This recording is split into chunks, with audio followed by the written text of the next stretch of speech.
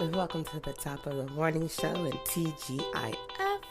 It is Fridays, ladies and gentlemen, and boys and girls, and I am super excited for the weekend. So many amazing plans ahead, but you know how life goes. You can plan one thing and another thing can manifest, but you just keep on planning. You keep on focusing. You keep on just predicting that it's going to be great. Call it out. Put it in the atmosphere. Speak life into that situation. So whatever you have planned for this weekend, I hope that you do it with joy, safety, of course. Be safe no matter what you do, where you go, who you with. And just know that today is the day that the Lord made for us all, and we need to rev ourselves up to walk in that purpose, right? That's attached to us. Now, this morning show, fellas, this is one you can kind of pass on. This is more geared towards my women, especially my young adults, adolescent girls, and definitely our teenagers. I was having some really comical conversation with two young ladies that I love talking to. We kick it almost daily. And a lot of times, you know, in just general conversation, you can get some real good topics. And although this topic is not one that you'd say, oh, I'm about to turn on and listen to, it's not. Trust me, this is not. However, this is something that women, girls, young ladies, you either thought about, you talk about, or you wonder about. And wonder and thought is one and the same, I know. But you wonder, like, why is my body doing this? And then you may be thinking, like, I know why. You know, you're just going through things. You might have had a conversation with your girlfriend, you know, your sister, your niece, your mother, your big mama, co-workers, classmates, whatever that looks like, neighbor, whatever. Ladies, you know how we can be transparent. For those of us that realize the art of living is actually living, so we can become more transparent, because who are we to judge each other, although a lot of us are judgmental. I'm working on that. That's one of my weaknesses. I can be judgmental, but I don't like to be, because I know that I don't like judgment passed on me. And again, I know I'm not perfect, and who are we? But in this conversation, we're going to be talking about that time of the month, our menstruation cycle system time. Not just a regular, oh, this is your cycle and what is it? No, this is about to be good, grimy. So this ain't going to be for the weak, but this will be very educational. You can take the good with the what and add in what you need and have some intelligent, comical conversation the next time you kick it with your homegirl or somebody that you know you've already kicked this with. So we're going to talk about why your stomach goes crazy during your period. I got my data and I got my research mixed in with conversation. Shout out to Tan, shout out to Dakisha. But I also have to cite where I got the data, so you can reference it, because it's medically reviewed by Meredith Wallace, and that's Wallis, okay? And it was created by Adam Feldman, Felman. The straight poop on periods. I know, you're like, ugh, what? That don't sound sexy. It's not. But we're talking about cramping and unpredictable mood changing. That time of the month sparks that. You either gonna go from having constipation to diarrhea. Yeah, I said it. Ladies, you already know when that time of the month come, you like, oh my God, my stomach is toe up, I'm constipated, can't go, or oh my God, it's forever flowing, right? When our periods are natural and healthy, it often makes us irritated because it's flowing like it's supposed to, it's doing everything right. But in this podcast episode, we're going to learn to deal with one of the side effects of menstruation, which is the stomach wibbies, the bubble guts. When your stomach pedal, the cycle pedal, like a gas pedal, finds it harder to go at the speed in which you like versus the speed in which it's going to, right? Because let me tell you, once you start pooping, it might feel like you're never going to stop. You having one of those, you remember White Chicks, right? The Wayans Brothers movie. You feel like you have one of those moments like, oh my God, right? It's sort of like Pringles. Once you start, you just can't stop, right? And sometimes it can be very uncomfortable. It can happen at the wrong time. You could be out to dinner. And let me tell you, when your stomach gotta go, it's gotta go. It doesn't care if you're in public. It doesn't care if you're at someone's home. Because some people are like, I can't be pooping in public. I can't poop at other people's houses. Ladies, y'all know, you've been there. And if you haven't, you just keep living. You can't control that, right? So let's take a look at some things when this happens, what we can possibly do. So you can stop worrying, right? You can stop trying to decide at that time of the month, should I eat what I love or should I eat certain things? You know, should I stack up on this or let back on that? Okay? And we're going to kind of unpack the gut aches and how we can help it be gone. So let's ask that question. Why does our stomach go so crazy during that time of the month? Well, according to clinical studies, a professor at NYU, the medical center to be exact, Dr. Dardik, D-A-R-D-I-K, she said, her name is Raquel. So she said, you're not imagining things if you tend to feel bloated and constipated, right, before you get your cycle. Now, just the other day was crazy. I felt like, oh my God, my stomach is working.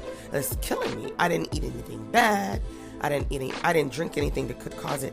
I didn't even put two and two together. And to be quite honest, my cycle is so irregular. I thought I already had my cycle. But that's because it's built into the beginning of the month. It was crazy, okay? But during the second half of our cycle, our body is making progesterone, which happens after we release our eggs, right? And that's a good thing, but it comes with a frustrating side effect. It slows down the contractions of the bowel, so it slows us down quickly. The gas, food, it moves through, and everything slows down and backs up. So we get extra bloated. Have you ever noticed that, ladies? You started getting bloated. It's like you're retaining water, and you're like, what the freak? Why every time my cycle comes, I get extra bloated? Because stuff is slowing down. It's getting backed up. It's like being in a traffic jam, but it's inside your stomach. And to add insult to injury, once your cycle starts, you know how it is, ladies. Them first few days, sheesh, you could have diarrhea, terrible cramps, and don't get them at the same time. It's like, what in a lifetime special? Now, they said here are two things that could be at play right now at that moment, right? The progesterone levels drop, which revs up our bowel contractions, right? Which the stuff that's backed up, it starts to pass along quicker. It's almost like probably having a colonic, if you ever had a colonic, right? Then you have the prostaglandins hormones, like substances released by the uterus. It triggers uncomfortable cramps. I'll be looking at it like sometimes they be so alcohol, I'll be feeling like I'm having labor contractions. Some cramps cause pain, some don't. Some people are good with pain, some people are pain intolerant. One thing is for sure, when they come, it's not one of those, oh yeah, my cramps are, oh yeah. No. Now, for those of you who can tolerate pain, you're like, yeah, I got cramps, but it's tolerable. Menstruation is a sign that our organs are behaving like they're supposed to, right? The good news is that at the end of the month, we felt like we've been on a roller coaster that came to a final stop, and we're like, whew, I'm glad that's over. Those 3, 4, 7, some have got 10 days. It's crazy. And although we may have over-the-counter medications, some medications can help nudge the stool through your colon. Like such as, I know you heard of Metamucil, Citrasil. I don't think I've ever done Citrasil, but I know I've had Metamucil, right? And you can go the natural route and eat more fiber-rich foods, drink more fluids, and exercise more. You could do that too if you don't want to take over-the-counter medications, and that's fine. A lot of fruits and vegetables will settle your stomach, but they said mangoes and prunes and kiwis are good for keeping your pooping peaceful. It's like a smooth flow. I know you're like, that don't sound sexy. It's not. This is not for the sexy. I told you that. Now, let's talk about probiotics, okay? Rather than take a harsh laxative that'll leave you crampy and running to the bathroom, give probiotics a try. And there's different ones. There's different ones out there. You can buy probiotics in a supplemental bottle, or you can find them in foods like, and I don't like sauerkraut, but sauerkraut, kombucha. Now, I don't know if that, I just only know about the kombucha that's in a form of drinking it. My husband likes kombucha. I know a lot of people that likes kombucha. Kimchi, I don't really know too much about it, but I hear people talk about it. And then pickled ginger. Now, they said yogurt with added cultures restore the balance of good bacteria in your gut. I'm not a yogurt fan, and to be honest, I've never actually had yogurt. I just don't like the way it looks. And I know you might say that's crazy, but I love sour cream, and people say sour cream don't have a flavor, it don't have a taste. I know, but there's something about it, I don't know. But I said maybe frozen yogurt. But however, we shouldn't really put that icy cream, right? Because it contains its own bacteria, right? So regular yogurt, because they're saying this give us better bacteria. So if you were a yogurt eater, you might say, yeah, TT, that's right, it does. Okay, you're probably right. I don't know, but I am willing to try. If you want to reference or refer me a good yogurt to try, drop it in my Facebook. Shoot me an email at TTFromTheD@gmail.com. Okay. Now, there are a few natural remedies that can help ease bloating, diarrhea, and the issues that we're having. One is peppermint. Now, it's supposed to be good for the GI tract. Peppermint oil helps to keep waste moving through your intestines. Now, don't ingest it. The peppermint oil, essential, please don't. You can have a peppermint tea. They even got peppermint capsules, right? But a peppermint tea, I think, is really good. And they have some really good different versions of different teas, but it helps with the bloating. It helps with relaxing pain, right? It helps with the digestive issues. Now, you might have thought, if you were on birth control, any form of birth control, you thought that was the real issue to the bloating. Well, and sometimes it does. Our hormones and a pill might make the immune system crazy. It can increase your inflammation. And a lot of times, due to lupus, inflammation is my worst nightmare. Right? It changes how I feel, how I act. And you can also develop through all of this IBD, irritable bowel disease, right? Because of the bacteria and the imbalance. The link between the pill and the IBD, they said, really is increased in women who smoke. Now, I don't smoke. I do my cigars from time to time, but I'm not a real cigar smoker, so that don't really count, right?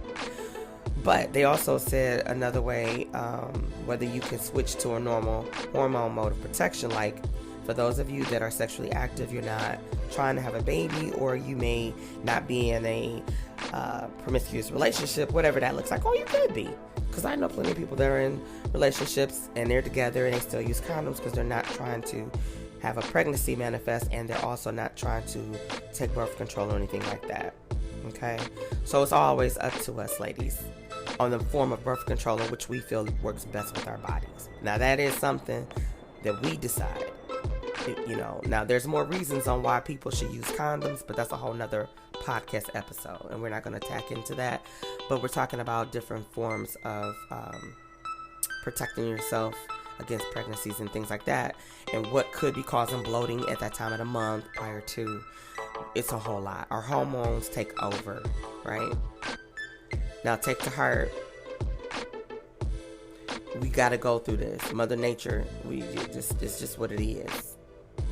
So you want to look at the different seasons, right? Now, there's different colors of period blood. Did you know that? And I've thought things have been wrong when I've saw certain different colors, right? Like, I remember the first time I saw my period blood flow in the beginning of my cycle, which I was always used to bright red, like a murder scene red. And that I found out, I'll break them all down, but it was like, okay. But when I saw like a brown, I said, what? But let me tell you what it was, right? It was the beginning or end of my period. But in the beginning, it was the beginning. Because, right? And then at the end, I've noticed it too. Like, it gets brown. So I'm like, that means it's coming to an end. Great. When it was brown in the beginning, I'm thinking, like, what's wrong? Like, oh my God, something's wrong. But they said they also could be early signs of pregnancy. And I do remember in my early signs of pregnancy having that brown. Right? So it was like, oh my God, oh my God, oh God. Right? So the bright red is the definite sign that it's fresh blood and it's a steady flow. And it's like, okay. Dark red also, though, it could be beginning or ending of a period. So the dark red for me kind of goes hand in hand with the bright red. Right? It's like, oh my God, oh my God, oh my God, oh my God. So it's like, okay. Now, pink blood, I used to think, oh, that means like it's slowing down. No, they said pink flow is the period blocked mixed with a cervical fluid, which shows that you have low estrogen. You could be ovulating, nutritional deficiency, and for those of us that suffer with low blood, anemia. I was like, oh my God. Now, I hope you've never had gray. I've never ever heard anybody say they had gray blood flow, because if you do, that means that you have a bacterial vaginosis. I don't know what that is, but that's what it says. That's what it says, right? Your period starts and ends. Sometimes you know, because some of us are, oh yeah, on the 13th, it should be coming around between the 13th and the 15th. You know, you kind of tell it, so we start getting our pads, our tampons, whatever it is you use, right? And prepping for it. But we can't get over the stomach pains, the bubble guts, right? And it's crazy, but I realized after doing my research and having a conversation, it's actually normal. So yeah, we might have the poopy guts, and during this time you're getting bloated and all that kind of stuff. But let me tell you this, they said, you know your body better than anybody. But you need to talk to your doctor about your cycle if it seems off, or if you feel like there's something going on and it's not normal. You know what normal is to you, because what normal is to me may not be normal is to you. The bottom line is, trust your gut. Trust your gut. Now, I'll say this. A lot of things that look alarming when you pass blood clots. Right? Now, they could be no big deal, but on the other hand, it could be something else. You can look into that. It could be, tumors. It could be fibroid tumors, I should say. It could be, I know a lot of people who had to have hysterectomies. I forgot the term, where they suffered from it. Endometriosis. Yeah. So, again, trust your body. Learn your body. If you don't know your body, because you could be young listening to this, you go like, oh my God, some of this was happening. You may have said, I don't want to talk about it. I didn't want to say nothing. I felt weird or whatever. You're fine. Our bodies is going to do what it's due, because the way we're designed. Right? And, some of the things that come along, unfortunately, with having our cycle, headaches, heavier periods, weight gain, water retention. I get it. It's a part of life. So that's all I got for you this morning. I thought that was quite interesting. I had a really good conversation, and I said, oh my God, I gotta do a show on that, because I'm not the only one. I won't be the only one. I'm not the last. I'm not the first. And I am very sure that whether you can relate to this, you have a daughter, a sister, a niece, a grandbaby, a young lady who you may be mentoring, you get it, that you can definitely say, oh, I heard some things that make sense, and this could be the reason why this, that, and the third. So that's all I got for you on this beautiful day. It's a beautiful Friday morning. I hope that your Friday afternoon, evening is amazing. I hope that you have a wonderful weekend. And if you are on your cycle right now, if you're preparing to get on your cycle, make sure that your girlfriend don't catch you slipping. Carry and keep panty liners, pads, tampons in your purse, discreetly, in your car. in your work bag, in your book bag, in your backpack, whatever that looks like. So when you start to feel, you can say, yeah, I'm spotted. Let me handle this. That's all I got for you. Tune in for next week, Monday, for the Top of the Morning Show. I'll see you soon.